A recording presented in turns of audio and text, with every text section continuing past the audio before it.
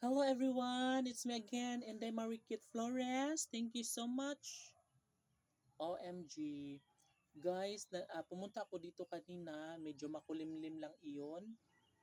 And kaya ako napasilong dito guys sa kubo dahil biglang uminit. Wala akong dalang payong, wala akong dalang kung anik-anik. Kaya stay put lang muna tayo dito. Charot. But anyway mga kaibigan ko, um, yes, maya-maya lang ay bababa na rin naman ako doon sa amin. Nandito kasi ako sa taas gate ng bahagi ng tinitirhan namin dito sa relocation area. And pumunta ako dito dahil nga sobrang tahimik, maganda. Parang ang sarap magmuni-muni. Mm-mm. And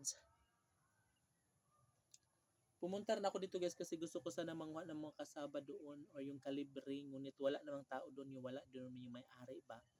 Kaya hindi ako makahingi or bibili sana ako ngunit wala ang may-ari.